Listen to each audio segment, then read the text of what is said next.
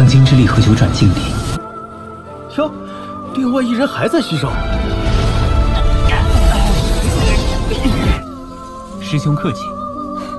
得了吧，这是你们挖矿的工具，上面的编号。每天起早贪黑，一年到头也只能玩。陷阱四伏，禁制嵌套。简单的阵法，一日便是无数次推演累积的过程。Halo sobat cerita Donghua, bagaimana kabar kalian semua? Semoga kalian semua dalam keadaan baik-baik saja. Pada video kali ini kita akan melanjutkan pembahasan alur cerita Stellar Transformation Season 6. Setelah menunggu sekian tahun, akhirnya season 6 dari Donghua ini telah rilis juga. Pada season kemarin Chinyu dan kedua saudaranya pergi memasuki alam dewa. Nah, akan seperti apakah keseruan cerita Donghua yang satu ini? Okelah, sekarang kita akan langsung masuk ke dalam pembahasannya.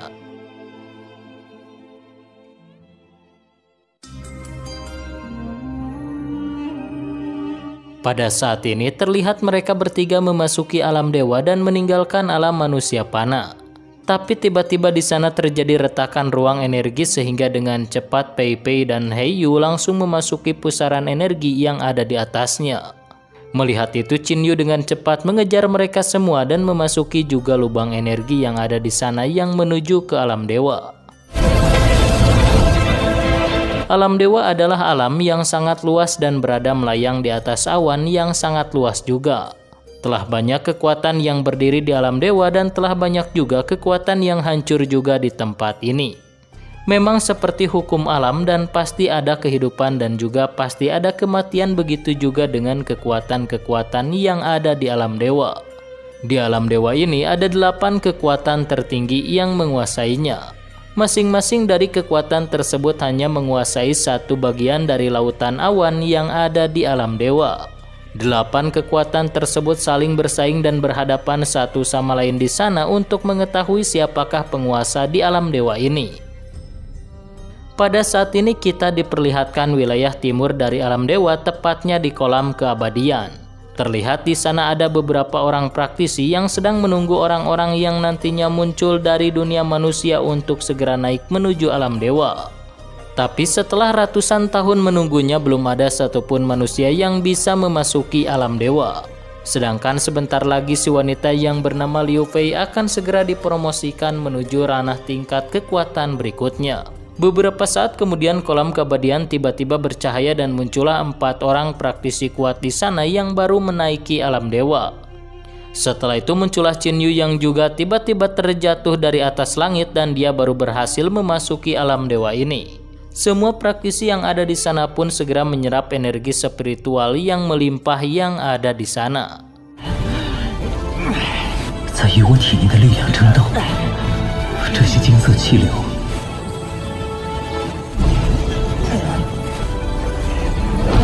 Terlihat keempat praktisi yang ada di sana nampak kesakitan dan juga sangat sulit menyerap energi spiritual itu. Sementara Chinyu nampak tenang-tenang saja dan dia bisa fokus menyerap energi spiritual karena dia tidak merasa kesakitan. Semua praktisi yang ada di alam dewa sekarang mengetahui bahwa ternyata manusia yang berhasil menaiki alam dewa hanya ada 5 orang saja. Mereka semua mengerti dan merasakan bahwa kekuatan Chinyu berbeda dari yang lainnya. Terlihat dia masih menyerap energi spiritual dan terlihat kekuatannya lebih unggul dari keempat praktisi lainnya yang ada di sana. Kapten Liu Pei berkata bahwa setiap kekuatan energi memasuki tubuh maka akan memperkuat tubuh si praktisi. Semakin banyak kekuatan energi spiritual yang ditampung di dalam tubuh seorang praktisi maka kekuatannya juga akan meningkat. Setelah 3 jam kemudian Chinyu dapat merasakan bahwa kekuatan energi spiritualnya meningkat beberapa kali lipat daripada sebelumnya. Selain itu tubuhnya juga semakin kuat dan dia dapat merasakan itu semua. Tidak lama kemudian Chinyu yang sudah berhasil menyerap energi spiritual dan dia pun melayang ke udara. Dia segera mendekati Pei Pei dan Xiaohei, namun dia sangat terkejut karena tidak bisa melompat dari atas batu tersebut. Menurut kapten wanita bahwa di alam dewa seseorang yang sudah berada di ranah deity tidak bisa berpindah tempat seketika. Hingga pada akhirnya Qin Yu sampai di hadapan Xiao Hei dan Pei Pei dan yang lainnya. Mereka berdua nampak sangat bingung karena kekuatan yang memasuki tubuh menimbulkan rasa sakit. Sedangkan Qin Yu mampu bertahan cukup lama sehingga mereka semua pun bangga terhadapnya karena sebenarnya dia tidak merasakan sakit sama sekali ketika deiti memasuki tubuhnya. Di alam dewa ini tidak semua orang bisa bergerak dengan leluasa atau seenaknya. Sehingga pendatang baru yang baru memasuki alam dewa pasti akan memiliki kesulitan dalam beradaptasi di sana.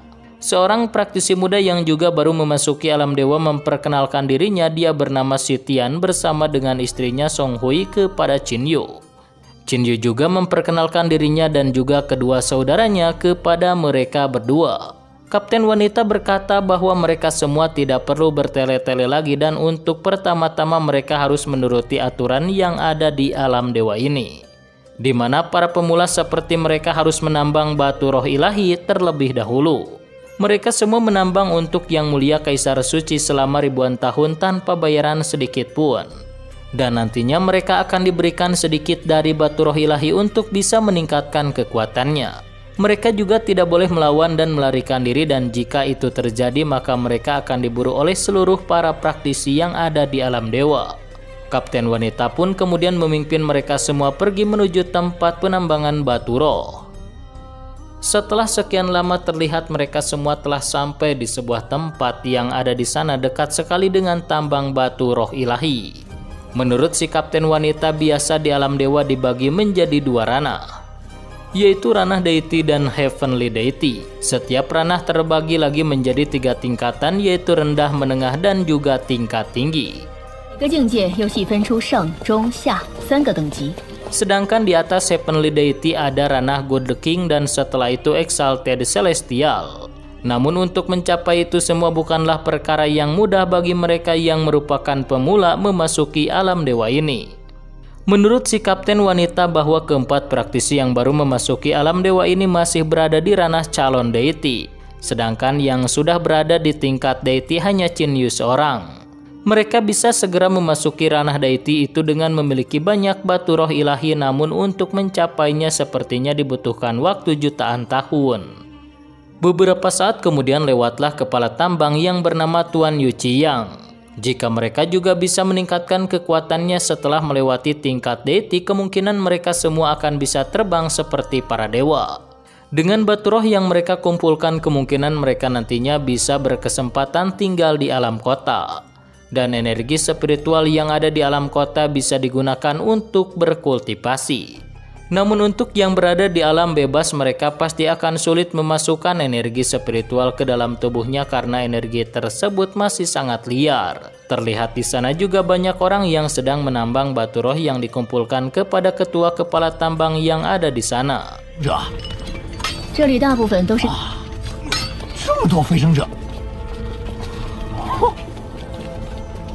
Menurut si kapten wanita, jika mereka tidak memiliki latar belakang yang cukup kuat, maka di alam dewa akan sangat sulit meningkatkan kekuatan.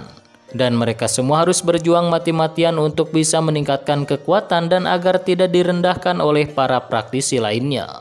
Terlihat di sana seorang praktisi memohon kepada ketua kepala tambang Yan Yu untuk memberikan batu roh ilahi yang lebih banyak lagi kepadanya. Karena menurutnya dia telah bekerja keras untuk mendapatkan batu roh dari tambang ini. Akan tetapi ketua tambang Yan Yu memerintahkan praktisi tersebut untuk segera pergi dan dia tidak peduli dengan kultivasinya. Tidak lama setelah itu kelima praktisi juga sudah ada di sana dan mereka semua kemudian diberikan benda atau alat tambang oleh Yan Yu. Yan Yu berkata bahwa waktu mereka untuk menambang di tempat ini sekitaran 1000 tahun lamanya. Dan setiap tahunnya mereka harus menyerahkan 3.600 batu roh ilahi kelas rendah. Jika tidak bisa menyerahkan sebanyak itu maka mereka harus melunasinya di tahun-tahun berikutnya dan begitu seterusnya. Sitian dan Song Hui berpamitan kepada Qin Yu dan kedua saudaranya karena mereka berdua memiliki tugas menambang di tempat lain. Dia sangat berharap semoga saja di masa depan mereka semua bisa bertemu kembali.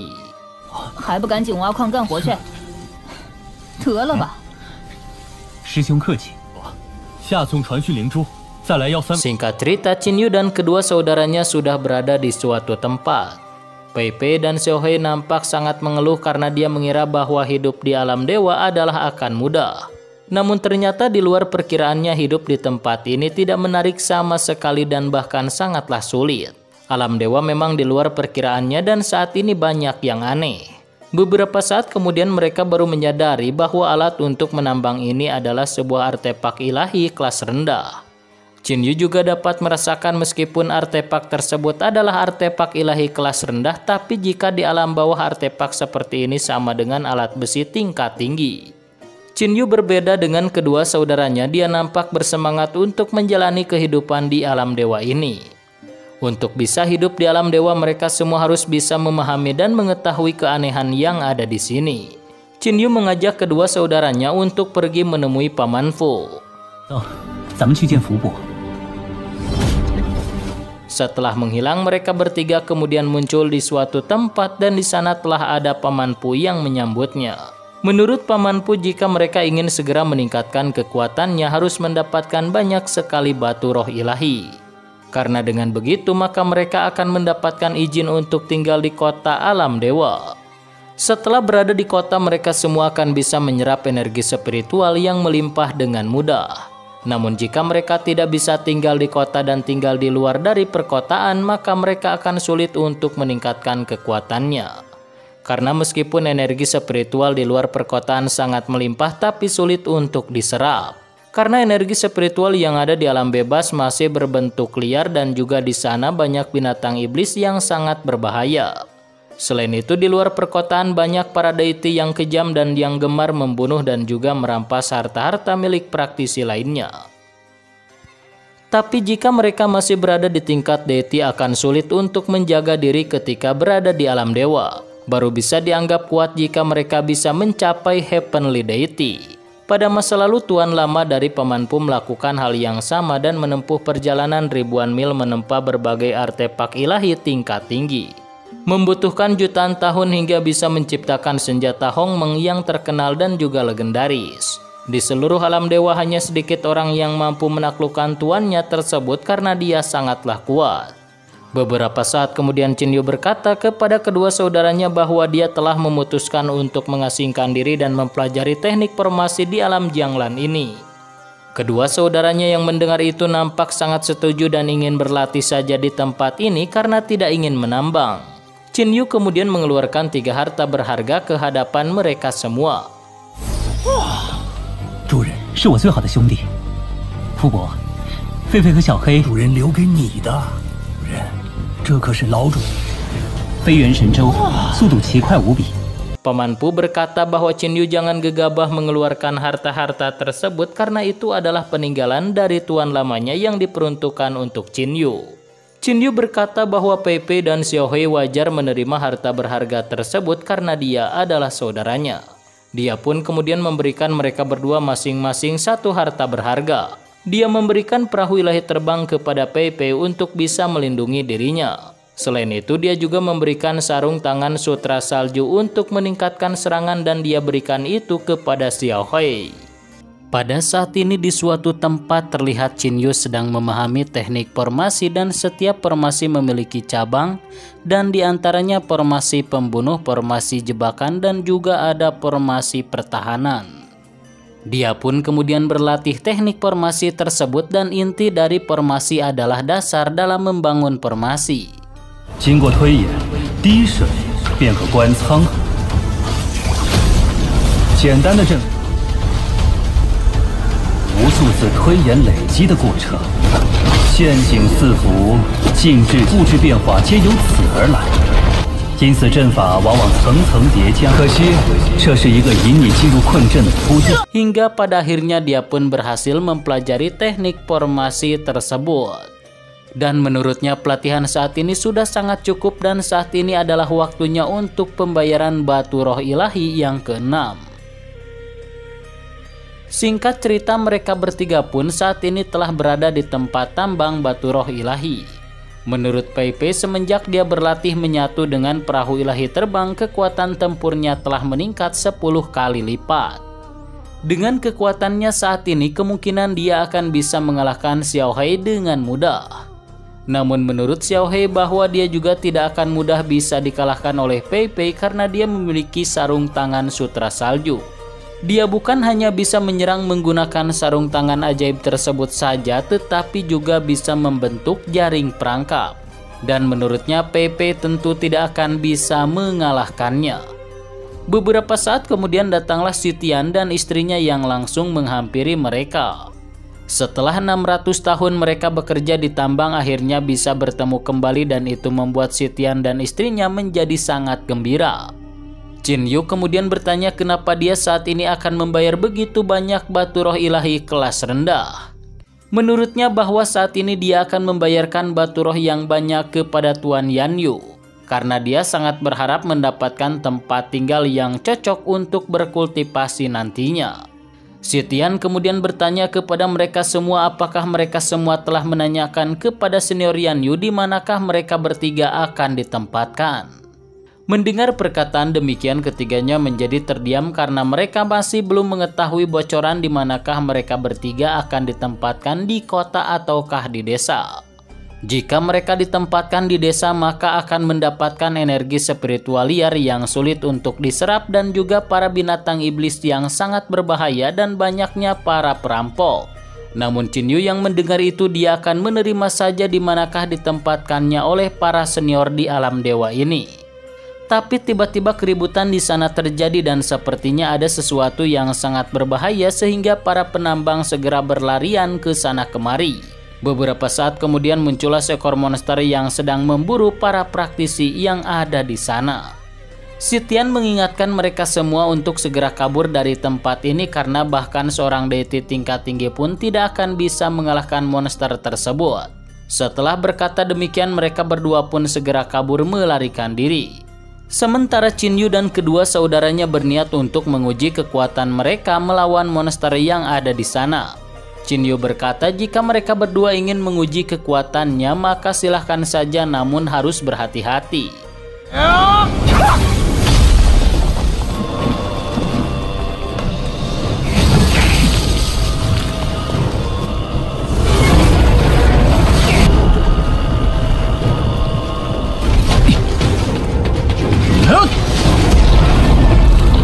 够强，好硬的外壳。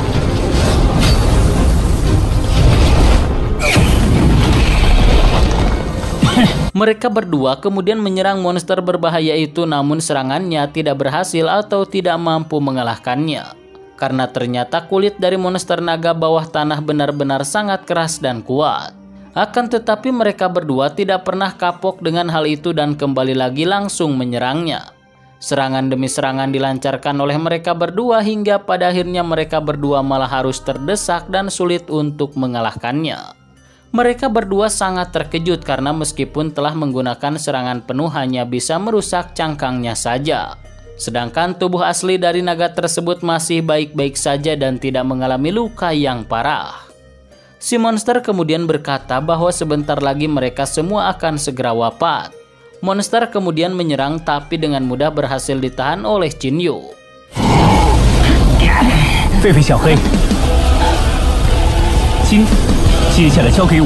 Mereka berdua yang melihatnya nampak sangat terkejut dan tidak menyangka ternyata dengan mudahnya Qin Yu bisa memblokir serangan dari naga. Qin Yu kemudian mengekstrak kekuatan formasinya hingga pada akhirnya si monster pun berhasil dikurung oleh formasi buatan dari Qin Yu. Namun meskipun sudah ditekan oleh formasi, pada akhirnya monster tersebut bisa menghancurkan formasi dan keluar dari formasi hingga formasi pun juga telah menghilang.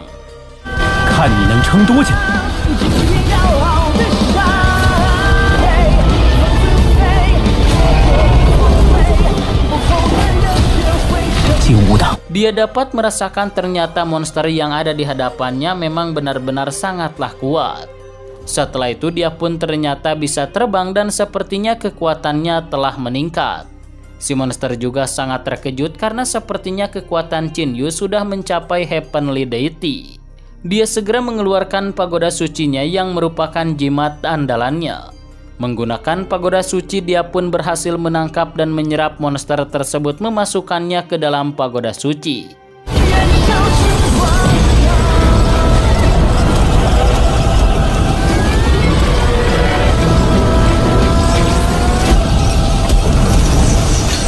Kedua saudaranya kemudian bertanya bagaimana bisa saat ini dia telah bisa terbang seperti para dewa. Qin Yu yang mendengar pertanyaan demikian, dia tidak mau menjawabnya sekarang karena lebih baik saat ini mereka semua harus segera pergi dari sini. Tapi tiba-tiba beberapa pengawal mengepung mereka semua. Dan setelah itu muncul lagi praktisi lainnya yang melayang di udara dan terlihat dia benar-benar sangatlah kuat. Ternyata orang tersebut adalah kepala tambang yaitu Yu Qiang yang kemudian menghampiri mereka bertiga. Dia bertanya siapakah yang telah mewafatkan naga bawah tanah yang barusan berada di tempat ini. Namun mereka bertiga menjawab bahwa tidak melihat siapapun yang telah mewafatkan naga bawah tanah di tempat ini. Yu Qiang kembali bertanya lagi apakah mereka semua sedang menyembunyikan sesuatu rahasia darinya. Seorang pengawal segera berkata bahwa tim pencarian telah berkumpul dan sedang dalam perjalanan. Qin Yu kemudian berkata bahwa naga bawah tanah sangatlah kuat sehingga mereka bertiga mustahil untuk bisa mengalahkannya. Dan ketika sebelumnya ada naga bawah tanah melewati tempat ini, mereka bertiga bersembunyi di bawah puing-puing yang tidak jauh dari sana. Baru setelah tidak ada suara mereka pun kemudian keluar dari tempat tersebut. Yu Qiang kemudian maju dan memeriksa tempat yang dikatakan persembunyian oleh mereka bertiga. Dia juga sangat yakin bahwa orang yang telah mengalahkan naga bawah tanah pasti sudah mencapai ranah Heavenly Deity. Sedangkan mereka semua saat ini baru mencapai tingkat deity biasa. Setelah melihat dengan kekuatan matanya, dia pun kemudian memerintahkan mereka bertiga untuk silahkan pergi saja karena menurutnya tidak bersalah. Beberapa saat kemudian seorang pengawal melaporkan bahwa jejak dari naga bawah tanah telah lenyap dan menghilang. Yu Qiang kemudian memerintahkan semua anak buahnya untuk segera mencari keberadaan naga bawah tanah dan setelah itu mereka semua pun pergi dari tempat itu. Singkat cerita, pada akhirnya mereka bertiga telah sampai di tempat kediaman Qin Yu. Menurutnya bahwa saat ini Yu Qiang telah mencapai Heavenly Deity. Dia bisa mengalahkan naga bawah tanah adalah karena dia di dalam tubuhnya memiliki kekuatan ilahi dan juga berkat air mata meteor. Dan sebaiknya setelah ini mereka semua tidak boleh berkonflik dengan pihak dari Yu Qiang. Qin Yu kemudian bertanya kepada kedua saudaranya bagaimana latihan mereka selama ini. Mereka berdua berkata bahwa selama ini mereka tidak berlatih teknik pemurnian tubuh melainkan terus meningkatkan tingkat jiwa melalui pertempuran saja. Kemungkinan dengan kekuatannya saat ini mereka berdua juga sudah bisa menahan kekuatan ilahi dan semoga saja mereka bisa segera meningkatkan kekuatan tingkatan dari jiwanya. Setelah itu Pei Pei dan He Yu segera pergi dari sana karena katanya ingin berlatih lagi untuk segera menjadi kuat. Sementara itu Qin Yu kembali memasuki alam formasinya dan ingin meningkatkan lagi kekuatan dari dalam formasinya. Karena formasi yang sebelumnya dia latih masih bisa dipecahkan dengan mudah oleh monster naga.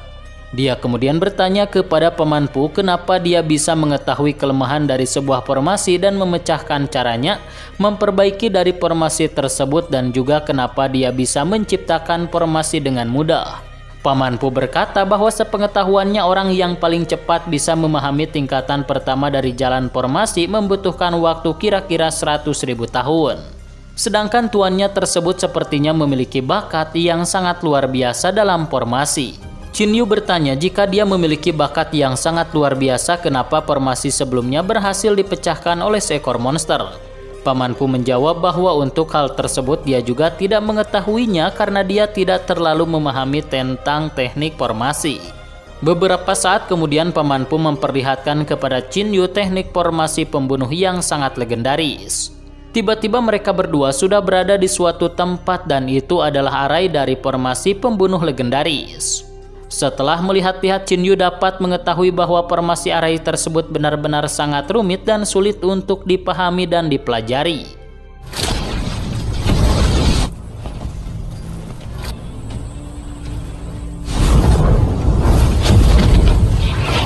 Beberapa saat kemudian pamanpu menghilangkan kembali formasi tersebut dan Qin Yu bertanya kenapa dia tidak bisa mempelajari teknik formasi ini. Menurutnya memang formasi ini sangat sulit untuk dipelajari tapi jika dia berusaha maka pasti akan bisa mengerti juga. Qin Yu kemudian bermeditasi dan menyerap esensi yang melimpah yang ada di sana dan juga memahami formasi. 主人才会在领悟第二境界。正因如此，当年老精髓又怎会准确？ Menurut Paman Pu, pada masa lalu tuannya telah memahami sampai tingkatan ketiga dari jalan formasi dan menjadikannya sebagai seorang master. Menurut Paman Pu, pada masa lalu tuannya telah memahami sampai tingkatan ketiga dari jalan formasi dan menjadikannya sebagai seorang master formasi termuda terhebat yang ada di alam dewa. Selain itu, dia juga pernah berkata kepada Paman Pu bahwa lautan formasinya tidak pernah ada batasannya dan tingkatan ketiga juga bukan akhir dari tingkatannya. Singkat cerita, beberapa ratus tahun kemudian mereka bertiga sudah kembali berkumpul lagi di tempat tambang batu roh ilahi. Mereka kemudian menemui Kapten Liu Pei dan memberi hormat kepadanya. Menurutnya bahwa selama ini mereka bertiga telah menyetorkan banyak sekali batu roh ilahi kepada Tuan Yan Yu, sehingga mereka bertiga berhak mendapatkan satu token giok masing-masing untuk tempat tinggalnya. Setelah itu, Kapten Liu kemudian membawa mereka menuju ke desa yang telah ditunjuk oleh Tuan Yan Yu sebelumnya. Di dalam setengah perjalanan, Kapten Liu memberitahu mereka bahwa desa Puju bukanlah tempat yang baik. Tempatnya sangat terpencil dan juga energi roh ilahinya sangat liar dan sulit untuk diserap. Dan di luar kota Yuchi ada 3 kekuatan yang sedang naik tingkat yang menjadi penguasa lokal di sana. Sedangkan desa Puju dikuasai oleh salah satu dari mereka, kolam naga hitam. Setiap 1000 tahun mereka juga harus membayar upeti kepada kediaman penguasa kota dan kolam naga hitam. Qin Yu kemudian bertanya kepada Kapten Liu kenapa mereka tidak mencoba untuk melawan para penguasa tersebut. Menurut Kapten Liu, mereka semua bukan lawan yang sepadan karena ketiga ketua kolam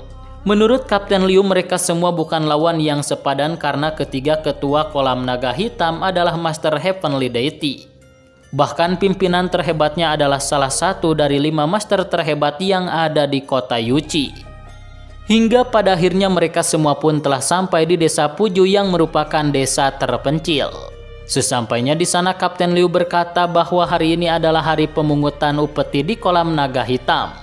Tiba-tiba seorang pria menghampiri Qin Yu dan dia berkata bahwa dia sangat tidak menyangka karena pada akhirnya mereka bertiga telah memasuki alam dewa dan saat ini mereka berada di desa Puju. Kapten Liu kemudian memperkenalkan Qin Yu kepadanya dan memerintahkannya untuk memperkenalkan desa ini kepada mereka bertiga. Orang tersebut nampak sangat terkejut karena yang dia ketahui pemuda yang ada di hadapannya bukanlah Qin Yu melainkan Liu Qing. Qin Yu kemudian berkata kepada Qing Yuan bahwa dia memiliki 2 nama dan mulai sekarang dia harus memanggil namanya yaitu Qin Yu saja. Qin Yu juga memperkenalkan kedua saudaranya, mereka adalah Pei Pei dan Hei Yu atau Xiao Hei. Qin Yu kemudian bertanya bahwa pada masa lalu saudara Qing Xuan adalah seorang raja, namun kenapa saat ini dia menjadi seperti ini? Qing Yuan yang mendengar itu dia berkata bahwa untuk saat ini dia tidak bisa menjelaskannya. Karena batu roh ilahi yang dimilikinya masih sedikit dan tidak cukup untuk berkultivasi dan tidak bisa menjadi kuat. Setelah itu mereka semua pun kemudian berjalan lagi. Beberapa saat kemudian Qing Yuan nampak sangat tertarik terhadap seorang wanita yang ada di sana, dia bernama Ziyun. Qin Yu kemudian berkata bahwa dia tidak menyangka ketua sekte Golden Punishment di alam bintang gelap juga memiliki wanita yang dicintainya. Mendengar perkataan begitu, Qing Yuan malah tersenyum dan berkata bahwa status raja ketika di alam bawah sangat tidak berguna sekali di alam dewa ini. Jadi mereka tidak perlu memanggilnya dengan sebutan raja, panggil saja Xing Yuan. Wanita tersebut, Jiyun, kemudian memanggil Xing Yuan dan dengan cepat Xing Yuan menghampirinya. Tapi beberapa orang praktisi kuat tiba-tiba muncul di sana dan memerintahkan mereka semua untuk membayar upeti kepada kolam naga hitam.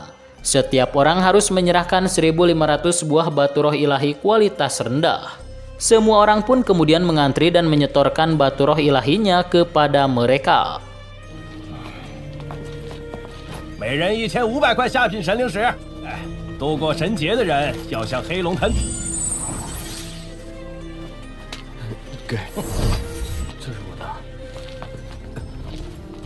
小云妹妹你不用。 Tapi ketika pemimpin praktisi kuat itu bertemu dengan Ziyun, dia berkata bahwa Ziyun tidak perlu menyerahkan batu roh ilahinya. Karena dia Liu Qian sangat mencintainya dan saat ini akan melamarnya. Mendengar perkataan demikian membuat Xing Yuan menjadi marah dan kemudian menepis tangan dari Liu Qian. Liu Qian yang melihat itu dia pun mengekstrak sedikit kekuatannya sehingga membuat Xing Yuan harus terlempar. Ziyun kemudian membangunkannya dan memerintahkannya untuk jangan melawan Liu Qian karena dia sangatlah kuat dan bukan tandingannya. Beberapa saat kemudian datanglah seorang kakek tua yang bernama Ziputian dan menghampiri Liu Qian. Kakek tua berkata bahwa jika sampai menyakiti Ziyun mereka semua akan mendapatkan pelajaran darinya. Meskipun saat ini Liu Qian adalah orang penting yang ada di kolam naga hitam. Mendengar perkataan demikian, Liu Qian berkata bahwa dia tentu tidak akan menyakiti Putri Ziyun. Dan kedatangannya adalah ingin membuat Ziyun gembira dengan cara melamarnya. Dia juga sudah sangat lama membeli kediaman di kota Yuqi dan setelah itu dia memberikan kuncinya kepada si kakek tua Ziputian. Ziputian yang mendengar perkataan demikian dia pun memujinya dan memerintahkan Ziyun untuk mau menerima Liu Qian yang telah sukses. Dia sangat setuju untuk menikahkan Putri Ziyun dengan Liu Qian. Xing Yuan yang mendengar itu dia sangat tidak terima dan berkata bahwa Liu Qian adalah seorang perampok. Dan dia akan berusaha dengan sekuat tenaga untuk bisa membahagiakan Ziyun yang sangat dicintainya. Ziputian yang mendengar itu dia menjadi marah dan menghina Xing Yuan yang tidak mampu membeli kediaman pun. Jika dia tetap bersama dengan putrinya maka putrinya pasti akan menderita seumur hidupnya. Liu Qian berkata bahwa untuk membeli kediaman setidaknya dia harus memiliki 200 batu roh ilahi kelas atas. Dan menurutnya Xing Yuan tidak akan mampu mengumpulkan batu roh tingkat atas sebanyak itu. Ziyun segera ditarik oleh kakeknya dan memerintahkannya untuk jangan mendekati Xing Yuan lagi yang hidupnya menderita. Tapi setelah itu Qin Yu dan kedua saudaranya maju sambil berkata bahwa seorang perampok berani berbicara begitu percaya diri dan menghina orang lain. Melihat mereka bertiga, Liu Qian langsung meremehkan mereka bertiga yang baru saja naik tingkat berani-berani ikut campur dengan urusannya. Heyo berkata bahwa berandalan kolam naga hitam sangatlah lemah dan beraninya hanya pamer dan sombong saja. Sedangkan di sisi lain Ziyun kembali berlari lagi dan berdiri di samping Xing Yuan yang sangat dicintainya. Liu Qian segera mengekstrak kekuatan matanya dan melihat kekuatan mereka bertiga. Dia sangat terkejut karena Qin Yu sudah berada di ranah deity tingkat atas sedangkan dua lainnya sudah berada di ranah deity tingkat menengah. Qin Yu juga segera mengeluarkan sebuah artefak ilahi penyimpanan. Semua orang yang ada di sana nampak sangat terkejut dan tidak menyangka ternyata orang yang baru naik tingkat saja sudah memiliki artefak ilahi penyimpanan yang sangat hebat. Dia kemudian memberikan artefak penyimpanan tersebut kepada Xing Yuan. Qin Yu berkata bahwa di dalamnya terdapat rumput kumis putih yang jika berhasil dijual mampu mencapai 300 batu roh ilahi kelas atas di kota Yuqi dan mampu membeli papilion. Xing Yuan yang menerima barang berharga tersebut dia pun mengucapkan terima kasih kepada Qin Yu yang selalu membantunya. Xing Yuan kemudian berkata kepada kekasihnya bahwa sebentar lagi mereka juga akan memiliki papilion dan akan membelinya. Dan itu membuat Ziyun semakin gembira dan makin mencintai terhadap kekasihnya tersebut. Liu Qian yang melihat itu dia juga sangat terkejut karena Qin Yu memiliki artefak berharga sehingga saat ini dia tidak bisa mengusiknya. Karena takutnya orang tersebut memiliki asal-usul yang sangat luar biasa di alam dewa ini. Singkat cerita, setelah itu Qin Yu dan semua teman-temannya pergi memasuki kota Yuqi. Dan kota Yuqi ini merupakan salah satu pengikut dari Gunung Xuanjin. Sesampainya di dalam istana mereka semua nampak sangat terkejut karena di sana telah banyak orang. Tiba-tiba sebuah selip giok melesat dan berhasil ditangkap oleh si ketua wanita. Dia memerintahkan mereka semua untuk mengambil terlebih dahulu selip giok dan setelah itu baru mereka mendaftar. Qin Yu dan kedua saudaranya melihat-lihat yang banyak yang melayang di sana.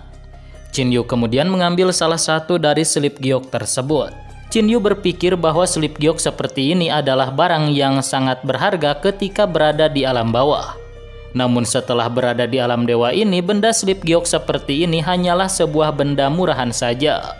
Xing Yuan juga terlihat telah mendapatkan slip giok bersama dengan kekasihnya Zion.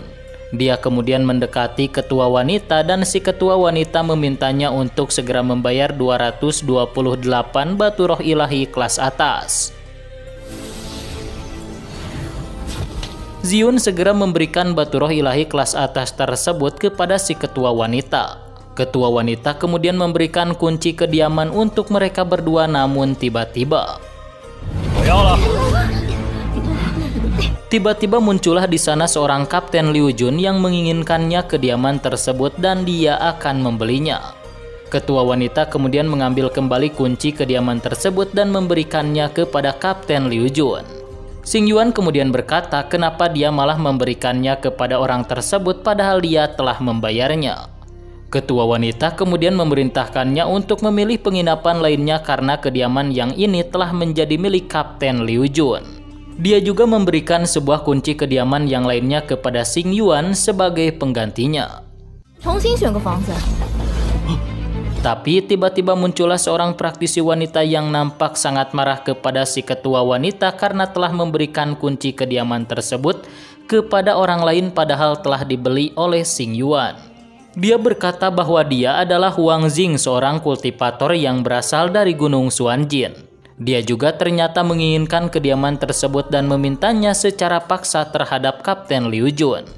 Kapten Liu Jun kemudian memberi hormat dan memberikan kunci kediaman tersebut kepada senior Huang Jing karena takut terhadapnya.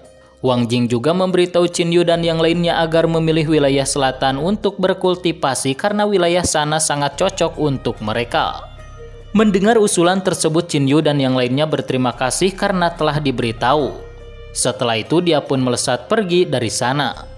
Setelah kepergiannya mereka semua dapat merasakan bahwa kekuatan wanita tersebut sudah berada di ranah Heavenly Deity dan sudah sangatlah kuat. Mereka sangat yakin bahwa ketua dari Gunung Xuanjin pasti lebih kuat jika dibandingkan dengan penguasa kota Yuqi. Karena barusan saja praktisi biasanya nampak sangat ketakutan terhadap Huang Jing yang merupakan kultivator Gunung Xuanjin. Singkat cerita, terlihat saat ini Qin Yu dan semua temannya sudah berada di dalam Papilun Jiuhe dan terlihat mereka sedang minum-minum. Ziu nampak tidak menyangka karena pada akhirnya dia bisa bersama-sama bepergian dengan kekasihnya Xing Yuan. Xing Yuan berkata bahwa ini semua berkat saudara Qin Yu yang selalu menolongnya sehingga mereka berdua harus terus berterima kasih kepadanya. Dia juga bersulang minuman kepada Qin Yu dan setelah itu langsung meminumnya. Di dalam tempat tersebut juga terlihat ada beberapa orang praktisi yang sedang memperdebatkan masalah mereka. Sehingga karena marah terjadilah pemukulan dan ledakan di sana. Tapi tiba-tiba seorang kakek tua yang bernama Sun Lian memerintahkan mereka semua untuk tenang dan jangan berisik di tempat ini. Mendengar perkataan demikian membuat si pemuda menjadi sangat marah dan langsung menyerangnya. Tapi serangannya tidak sampai karena tiba-tiba dia tidak bisa bergerak dan tertekan oleh energi spiritual yang sangat kuat yang ditimbulkan oleh kakek tua Sun Lian. Semua orang yang ada di sana nampak sangat terkejut dan tidak menyangka ternyata kakek Sun Lian bukanlah orang biasa. Dan sampai saat ini pemuda atau praktisi muda tersebut pun tidak bisa bergerak sama sekali dan juga tidak bisa melepaskannya dari tekanan energi. Semua orang pun segera keluar dari papilun tersebut, namun Qin Yu dan kedua saudaranya tidak bisa keluar karena tempat tersebut keburu terkepung oleh sebuah formasi. Sementara Xing Yuan dan kekasihnya sudah berada di luar. Qin Yu memerintahkan mereka untuk segera pergi dari tempat ini dan bawa Ziyun pergi jauh dari tempat ini. Pei Pei segera mengeluarkan tombaknya dan berniat untuk menghancurkan penghalang tersebut, namun tiba-tiba dia tidak bisa bergerak karena tertekan oleh energi yang dikeluarkan oleh kakek Sun Lian. Qin Yu juga sangat terkejut karena tiba-tiba saja Pei Pei ditekan sehingga dia tidak bisa bergerak. Sun Lian kemudian berbalik ke arah mereka bertiga dan memerintahkannya untuk tunggu terlebih dahulu dan jangan pergi dari sini. Karena ada hal yang ingin dia katakan kepada si kera atau si Pei Pei. Sun Lian segera mengekstrak kekuatannya dan kemudian menangkap si pemuda yang sebelumnya telah menyerangnya.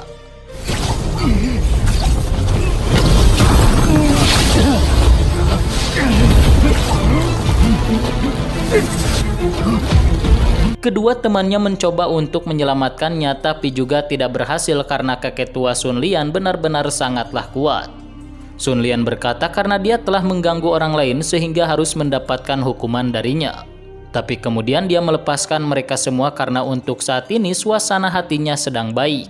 Jika suasana hatinya sedang buruk maka kemungkinan mereka bertiga akan dia wafatkan karena telah membuat kekacauan di sini. Si praktisi wanita kemudian berterima kasih kepada Sun Lian yang telah mau memaafkan mereka bertiga dan setelah itu mereka bertiga pun pergi. Sun Lian segera mendekati Qin Yu dan kedua saudaranya. Ternyata dia mengetahui bahwa mereka bertiga telah datang dari alam immortal atau alam bawah. Sun Lian berkata bahwa di tanah suci warisan klan naga terdapat sebuah kalimat dan siapapun yang berhasil melatihnya maka akan memiliki kekuatan tongkat yang sangat luar biasa. Ketika orang tersebut sudah menaiki alam dewa maka dia akan menjadi muridnya. Dan orang yang dimaksud oleh kakek tua itu adalah Pei Pei yang membawa tongkat sebagai senjatanya. Sun Lian juga segera mengurungnya dan memerintahkan Pei Pei untuk ikut bersamanya dan menjadi muridnya. Namun Pei Pei menjawab bahwa dia telah memiliki guru namanya adalah Xianglan sehingga tidak mungkin menerima guru lain. Qin Yu dan He Yu memohon kepada kakek tua itu agar mereka bersama juga bisa ikut karena mereka semua adalah saudara sehingga tidak mungkin untuk dipisahkan. Sun Lian berkata bahwa untuk sementara waktu dia tidak bisa membawa mereka dan nanti ketika dia telah melatih kera kecil ini maka dia akan melepaskannya. Setelah itu maka si kera kecil juga pasti akan bersama dengan Qin Yu lagi. Pei Pei kemudian dibawa pergi oleh si kakek tua tersebut dan jika mereka berdua ingin mencarinya maka pergilah ke Laut Asura untuk menemuinya.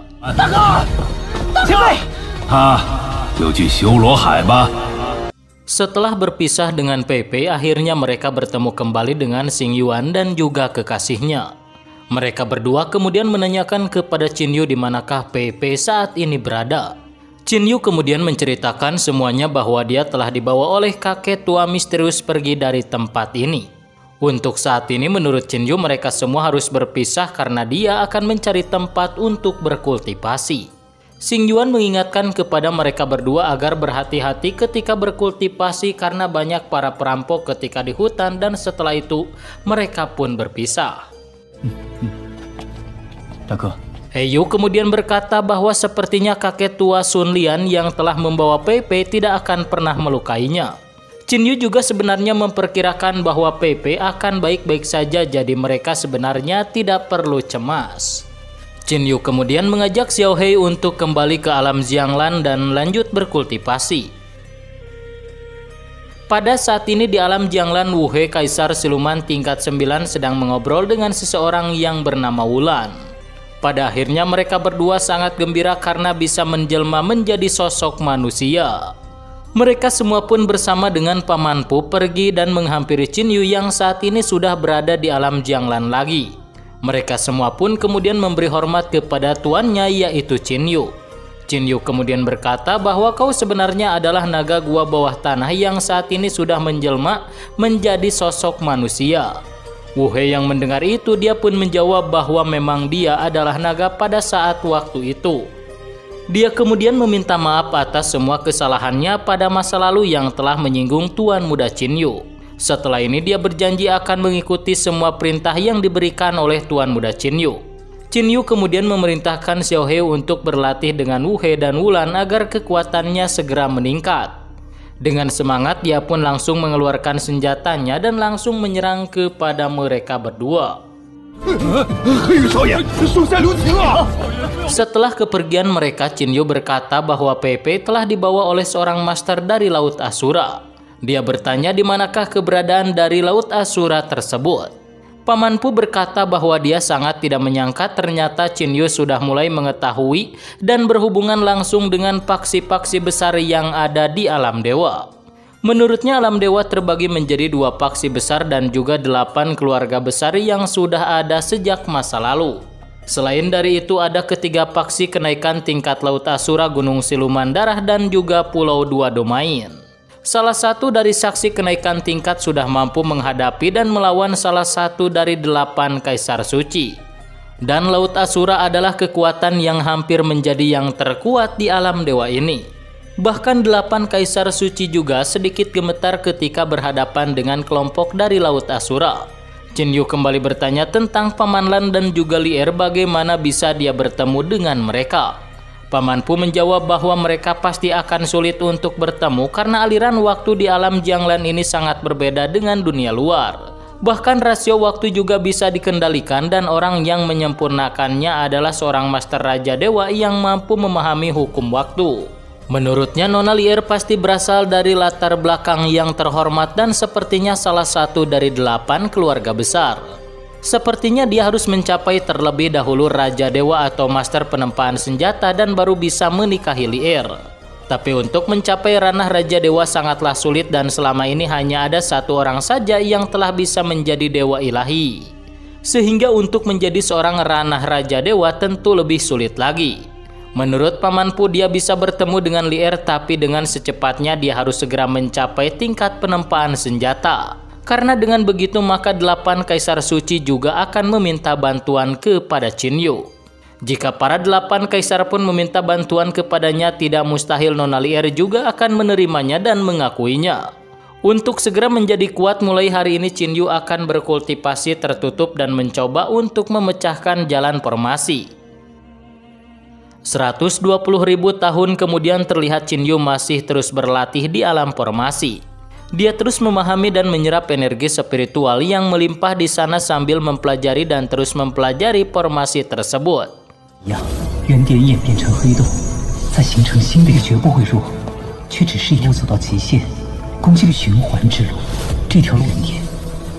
Hingga pada akhirnya pakaiannya pun berubah dan itu menandakan dia telah berhasil lagi meningkatkan ranah kekuatannya. Akan tetapi menurutnya masih banyak formasi di sini yang masih belum bisa dipahaminya. Sehingga sepertinya dia harus giat dan terus berlatih ratusan ribu tahun lagi untuk memecahkan semua formasi yang ada di sini. Setelah ini dia berniat untuk mencari sebuah tempat yang strategis untuk mencoba kekuatan formasi yang telah dilatihnya selama ini. Singkat cerita, terlihat dia sudah berada di suatu tempat namun menurutnya tempat tersebut sangat tidak cocok untuk berlatih formasi. Tiba-tiba datanglah seorang praktisi wanita dan Qin Yu segera memberi hormat kepadanya karena ternyata dia adalah Nona Huang Jing. Dia kemudian berdiri di sana dan mengubah bajunya lalu mengobrol dengan Qin Yu. Qin Yu juga memperkenalkan namanya kepada Nona Huang Jing.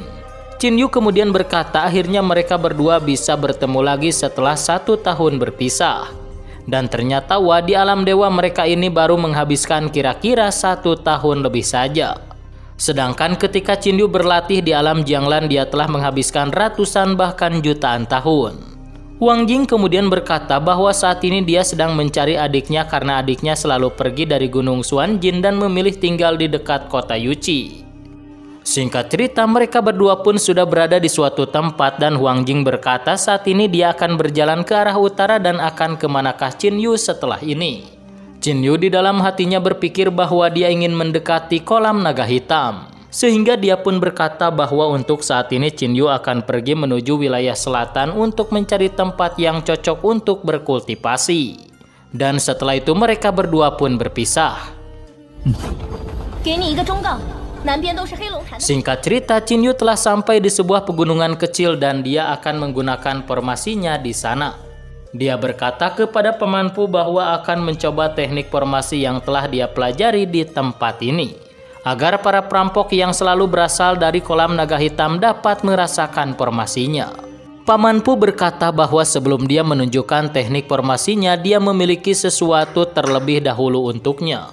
Dia kemudian memberikan sebuah benda dan katanya itu adalah peninggalan dari Tuan Tua untuk Qin Yu ketika sudah memiliki kemajuan dalam teknik formasinya.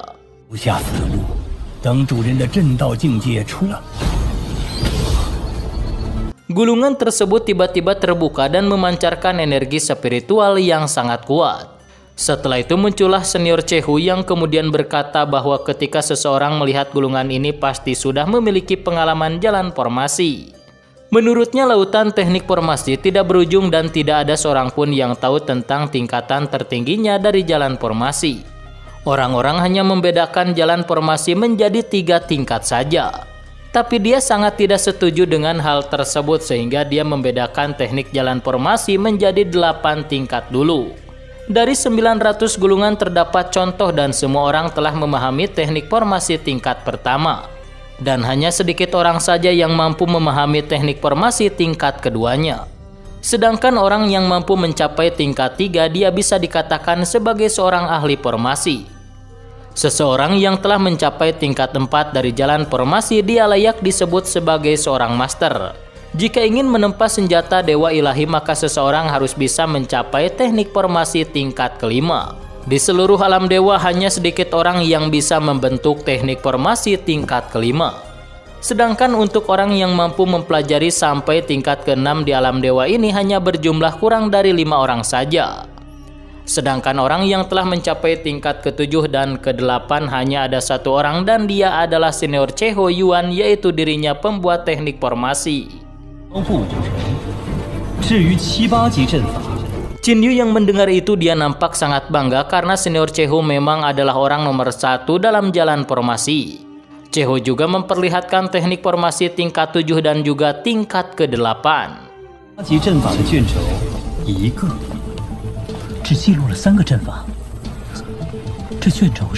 Qin Yu berkata kenapa formasi tingkat 7 dan 8 sepertinya sangat mudah untuk dipelajari berbeda dengan formasi yang di bawahnya. Senior Cheho berkata bahwa memang demikian formasi tingkat 7 dan 8 lebih sederhana dari formasi yang tingkatannya rendah. Namun menurut senior tersebut masih ada tingkatan lagi dari formasi yaitu tingkat 9 dan 10 namun dia masih tidak bisa mempelajarinya.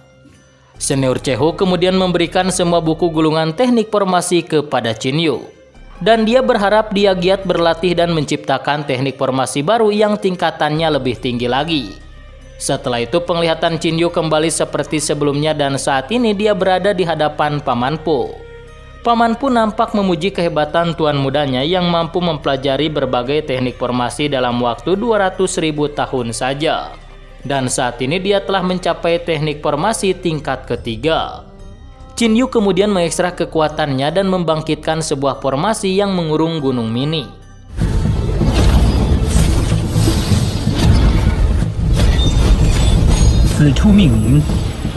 Pada saat ini di bawah kaki gunung mini terlihat 2 orang praktisi kuat yang sedang berjalan dan sepertinya mereka adalah perampok kolam naga hitam. Salah seorang perampok berkata kenapa Liu Qian akhir-akhir ini selalu menghilang dan tidak memungut pajak terhadap para praktisi yang baru muncul. Seorang lainnya kemudian menjawab bahwa Liu Qian telah menyinggung orang yang hebat saat memungut pajak di desa Puju. Sehingga setelah itu dia sedikit berhati-hati dan tidak mau bertindak gegabah. Tapi ketika mereka berdua sampai di perbatasan gunung ini, mereka berdua sangat ketakutan. Karena tiba-tiba muncul banyak ular di sana padahal itu semua hanyalah ilusi dari formasi yang telah diciptakan oleh Qin Yu.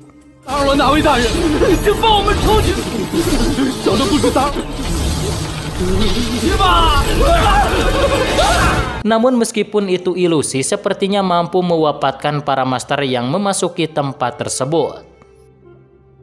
Di tempat lain terlihat seorang praktisi terburu-buru dan dia melaporkan kepada Tuan Xiong Hei bahwa telah ada 6 orang para praktisi mereka yang tiba-tiba menghilang. Setelah itu seorang praktisi lainnya juga segera melapor dan berkata bahwa ada seseorang yang saat ini tiba-tiba menduduki dan menghuni gunung mini. Bahkan menurutnya sepertinya orang tersebut telah menciptakan formasi dan mengurung gunung tersebut. Xiong Hei yang mendengar itu dia nampak sangat marah dan memerintahkan mereka untuk mencari seseorang yang bisa menghancurkan teknik formasi. Keesokan harinya seorang praktisi kembali melapor lagi bahwa orang-orang yang telah mencoba menghancurkan formasi telah gagal. Xiong Hei menjadi sangat marah namun tiba-tiba di sana muncullah seorang praktisi wanita. Dia adalah Meiji yang berkata bahwa dia memiliki rencana untuk menghancurkan formasi. Menurutnya ada seseorang yang bisa menghancurkan formasi, dia adalah Liu Xu dan merupakan seorang master teknik formasi. Liu Xu yang ternyata ada di sana langsung bersedia dan sanggup untuk menghancurkan formasi yang mengurung gunung mini. Seorang praktisi yang bernama Gong Sun Jin juga bersedia untuk membantu Liu Xu menghancurkan formasi. Singkat cerita, mereka semua pun telah berada di bawah kaki gunung mini dan langsung melemparkan kekuatannya. Sehingga formasi pun akhirnya kelihatan dan memang benar gunung tersebut dikurung oleh sebuah formasi aneh. Gongsun Jin memerintahkan seseorang yang bernama San Yang untuk menghancurkan formasi tersebut.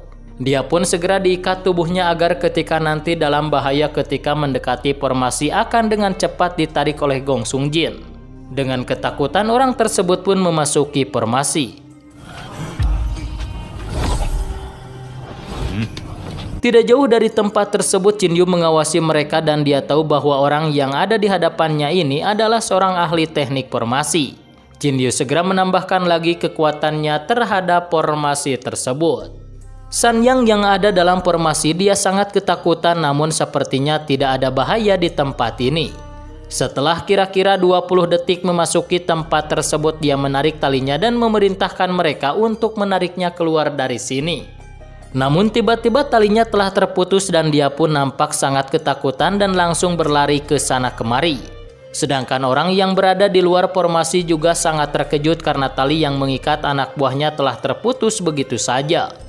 Gongsun Jin juga sangat terkejut dan menurutnya formasi ini benar-benar sangatlah aneh. Tiba-tiba ledakan dari formasi membuat mereka semua menjadi terkejut.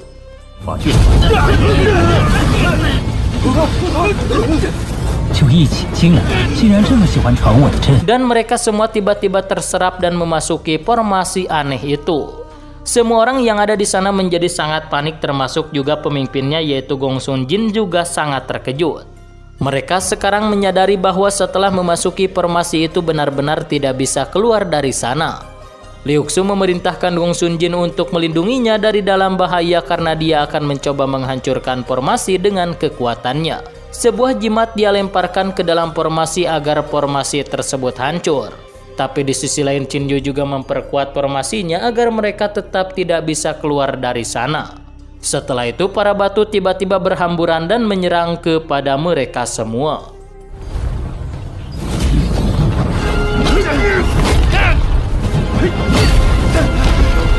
Meskipun telah berhasil menyingkirkan banyak batu yang menyerang ke arah mereka, tapi tetap saja batu-batu tersebut tidak ada habisnya.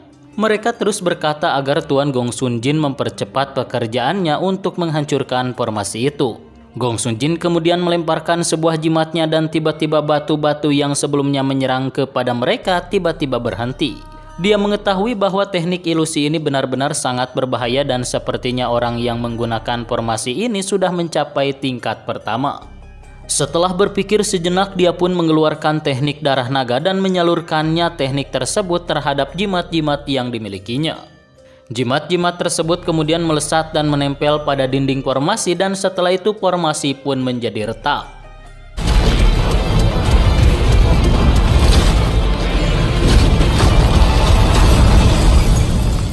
Dan duar, pada akhirnya formasi yang sangat kuat tersebut pun hancur lebur. Semua orang yang ada di sana menjadi nampak sangat gembira karena pada akhirnya mereka semua tidak terkurung lagi oleh formasi yang sangat kuat. Mereka semua memuji Gongsun Jin yang benar-benar bisa menghancurkan formasi yang begitu kuatnya. Selain itu mereka semua juga berterima kasih kepadanya dan setelah ini Tuan Xionghe pasti akan sangat gembira mendengar berita ini. Selain itu kemungkinan dia juga akan mendapatkan hadiah dari Tuan Xionghe. Gongsun Jin nampak sangat bangga dengan kemampuannya dan dia memperkirakan setelah ini tidak ada lapis formasi lagi yang mengurung gunung mini. Sehingga mereka semua pun berjalan dan berniat untuk memasuki gunung tersebut. Namun baru beberapa saat saja berjalan ternyata telah ada formasi lagi yang menghalangi perjalanannya. Mereka semua nampak sangat terkejut karena ternyata lapis-lapis dari formasi ini sepertinya sangatlah banyak. Gongsun Jin dengan semangat mengekstrak kekuatannya berniat untuk menghancurkan formasi ilusi. Ketika kekuatannya dilemparkan pada formasi tersebut, tiba-tiba formasi tersebut mengeluarkan energi yang sangat mengerikan.